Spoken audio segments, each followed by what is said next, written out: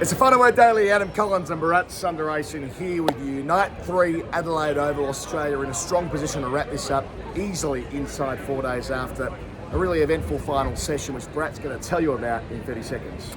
Well, the West Indies lost 10 wickets today across 2 innings, but what mattered was 3 of those were taken by Scott Boland in 1 over. The Scott Boland show was back again. Adelaide didn't get to see it last year, but they did tonight, and that has left West Indies on the brink of what should be a 4th-day finish. So they're 4 for 38 at stumps. They trail by 459, so their target's 497. Australia made 6 for 199 declared in 31 overs. Khawaja top scoring with 45. Some impressive hitting from Labuschagne and Smith in the middle. Earlier in the day, as I turned the page, the Windies were all out for 214 inside 70 overs, so an extended first session, but they were dismissed before the dinner break on the 3rd day.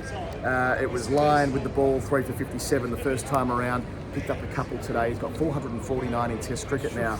But as you say, all the action really coalesced around what happened at the end. Scott Boland, a triple wicket maiden, as rare as they are in Test cricket, in his first over after going wicketless in the first session and bringing his career average back under 10 again, which I know for a lot of people who follow the final word, that was a real point of interest when he was playing at Melbourne, Sydney and Hobart at the start of this year. And there he is again, immaculate lines and lengths, pink ball, under lights. He's just irrepressible. He just squeezes so hard.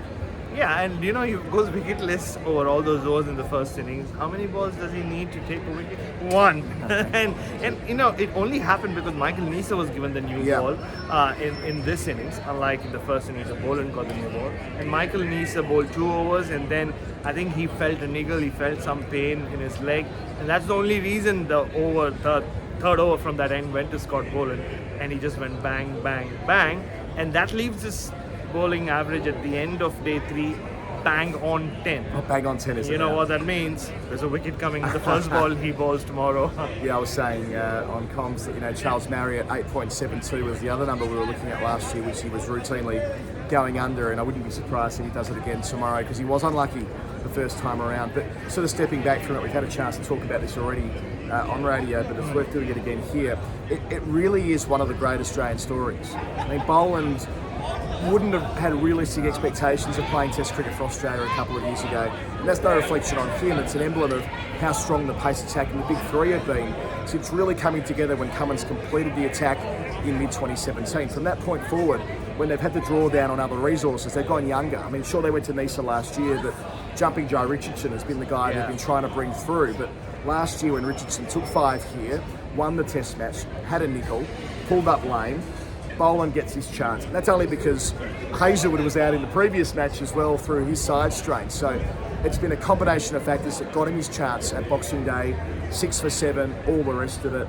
We'll never stop talking about that, but it's got better and better. And I think the other part to this, Bharat, is that he's got so much more to give, not just across this summer, but next year, thinking about England. He probably won't play in India, but England should suit him down to the ground with the Duke's ball in favourable conditions. Oh, very much so. And you know, you spoke about his story, Adam. There are so many types of sporting heroes that Australia likes to celebrate, but I think he is the quintessential working class hero. Working class in a very cricketing sense, I mean. You know, someone who's ready to put in the hard yakka, the hard yards, and unconditionally as well. I mean, he's relentless, and not to forget how he's embraced his First Nations background. And for him to win the Johnny Malla medal last year, the first Australian to do so, and be so emotional about it, what he means to the First Nations people of this country, and how he's emerged as one of the faces that they can look up to. You know, I remember speaking to people who kind of like, were behind the Johnny Malla medal, the relatives of Johnny Malla, and that's what they said. We want young kids, First Nations kids, to grow up and have a hero. They've had many heroes. I mean, there are heroes in women's cricket, but Scott Boland has just emerged as that one. And from a cricketing point of view, you're absolutely right. Now, after the way he's come back and done what he's done today, he's a shoo-in for that first Test match. I can't see Australia go into that first Test match without Scott Boland, especially with the way England have approached Test cricket, and that'll be the next big challenge for him. And it might well be after a quick stint of county cricket before. We asked him in the pre-game whether he would consider that, and he said multiple clubs are coming to him. Whether he does it or not will be dictated by the schedule and whether or not he's in India, I suppose. But still, that's part of this as we work our way into 2023. Just the off-field stuff. Jeff and I went to Harrow when driving from Melbourne to Adelaide a few weeks ago for the one day of the work we were doing with Visit Victoria. We got to see the Indigenous museum, Indigenous Cricket Museum. I'm not explaining it correctly, but the Johnny Muller Centre is what it's known as affectionately. And yeah, as you say, like, this is such a significant thing to have a First Nations player in the Test team and to be doing so well and to be inspiring generations. You know, the Reconciliation Action Plan, there have been 2 editions of that report. We had Dan Christian on the podcast last year to talk about that and how there is a divide between those who might be drawn into the game from Indigenous backgrounds who aren't. I mean, what Boland will do, you know, that's a bit of a cliche, but if you can't be if you can't see, well, they can see this guy, and the way he's embraced his heritage is significant, and the story goes from strength to strength, and I can't wait till someone immortalises it in print or maybe indeed in film one day. And how about, like, there being no song written about Scott Boland? It's going to happen. Australia, wake up! Come on, Paul Kelly is. It's got to be Paul Kelly, right? Has to be, yeah. I think he wrote last year the Collage or something, didn't he? After the Sydney Test match. So come on, next Paul will Kelly. be. Well, he's been on the Final Word earlier this year, Paul. Of course, he's from Adelaide originally. There's Paul Kelly Lane in the city, I'm sure you know. So the challenge is put. Find a song for Scotty Boland before Boxing Day, when I assume we'll see him again. From a Windies perspective, they didn't do well early on today. They lost 2 wickets with the score on 102 to start the day. Tej Narayan Chanderpaul run out by the night watchman Anderson Phillip. And as soon as he walked off the field, Jason Holder nicks off for a 4-ball duck. Holder's there overnight, by the way, got off the pair. But from that point, they stuttered to about where dinner would have been taken. Extra half an hour. They got 20 minutes into that.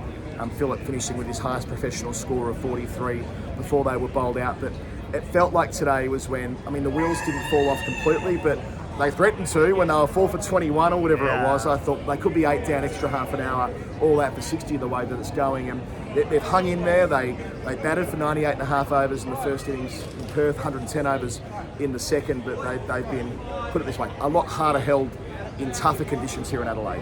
Yeah, but on the field, the wheels not only fell off, but they just rolled away. It was a pretty insipid, rather unprofessional performance from them in the second innings, where there were so many dropped catches, so many missed fields, to the extent it's almost like this series needed that one drop catch which can be replayed and unfortunately replayed over and over again to just kind of put it into perspective. And unfortunately it was young Alzari Joseph, but it also kind of made the Devon Thomas catch even more special. What an absolute ripper. Devon, we were commentating in the scoreboard at the time doing this. It was a lovely thing to be able to do for cricket badges, to go inside that old scoreboard, been there since 1911, and do a stint of commentary. But kind of beneath us, just before we went on mic, Thomas takes a specky to get rid of Stephen Smith.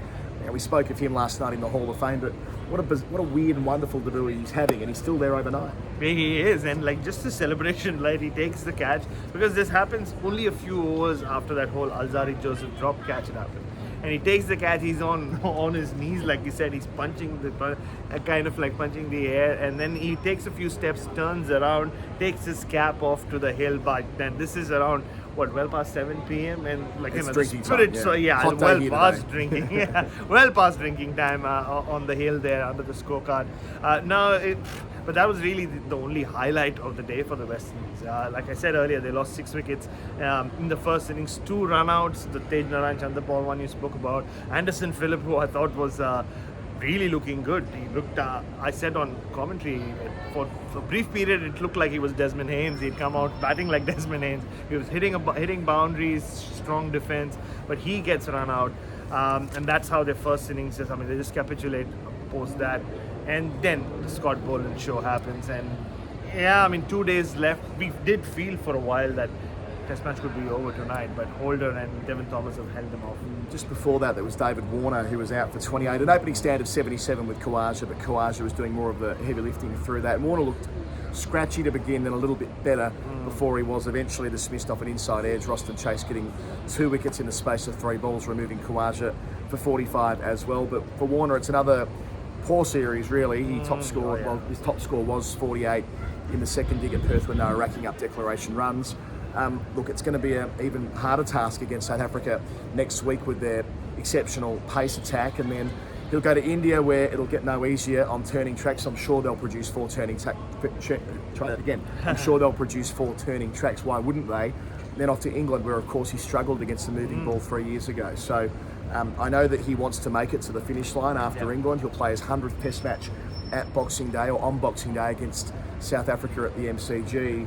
But I don't think it's a foregone conclusion that he'll go the whole way around. And the broader distractions at the moment, they can't be ignored either. Yeah, and even if you just leave the off-field stuff out, I've seen him work really, really hard on his batting in the last few weeks, more than I've seen him do in the last 4 or 5 years. And even out there, he does look scratchy at times, but there are times, like in the first innings here, he gets off to the flyer, or gets off to a flyer, but then he almost ends up finding ways of getting out. Like a wide half volley was rarely a ball that David Warner would get out to in any conditions, but now 3 times he's got out to that, or at least twice in this series, and today he just kind of plays on a nothing ball really from Roston Chase. So once that starts happening, it can start playing on your mind as well, even for someone as experienced as David Warner. And look, there is already talk of the India tour and the Ashes, but you're talking about 2 countries where, at least in recent times, he hasn't done really well. And there are a lot of openers who knock the door down and are just waiting, not just in the wings, but they're waiting right behind him. They're queued up behind him. So at what point do Australia also think about taking a call on whether they take David Warner to India or England or not? Yeah, Matthew Renshaw in the wings, of course, making a century against the touring West Indies for the PM's 11 a couple of weeks ago. So it might all line up for the man who did go to India back in 2017 as a younger man, as a 20-year-old.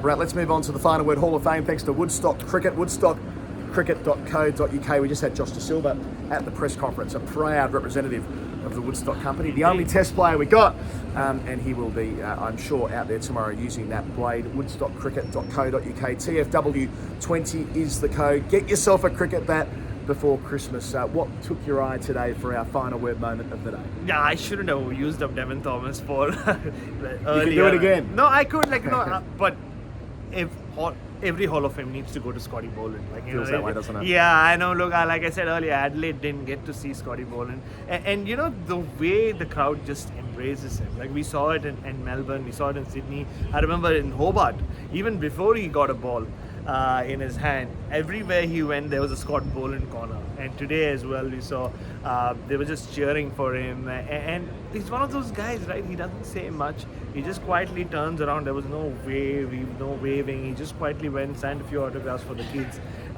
Just a wonder. I'm so happy. There are some people, when they do well in life, you just feel happy for them, and I think he's one of them. Yeah, I love when he answers questions about being a cult hero. It's like he still can't quite believe what's happening and how much attention there is. He tells a story he did today about how obviously a lot of people come for selfies, and his kids are like, why do people want photos with you all the time? Like, there's still that disconnect between what his life was before and what it clearly is now, not even a year later. For me, I think Australia's use of the DRS, it's always more interesting when Stephen Smith's involved as the acting captain. There is that trigger impulse that we saw when he was the full-time skipper, but he got it right tonight with Alex Carey and Mitchell Starc down the leg side. The 4th wicket to fall in that collapse early on. That would have been, who was it? It was Chandipal on 17.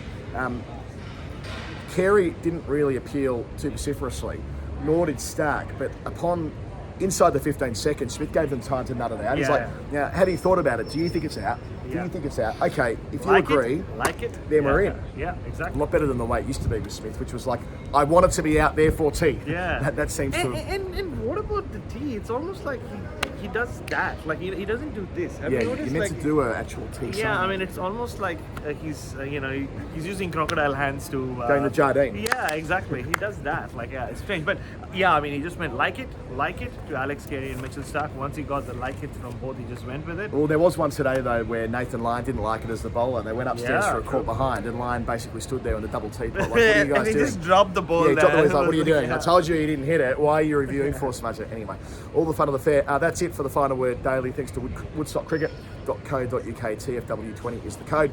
If you like what we do, subscribe on YouTube. We're making all of these on video throughout the course of the series. Jeff will be back with me for a weekly show in a couple of days from now when the test ends. Brat, of course, with us on Storytime next week too. We're busy boys at the moment throughout the course of the Australian summer. And if you really like us, patreon.com/The Final Word. You can join us on there and get involved in all the fun we have on Discord and beyond. That's it.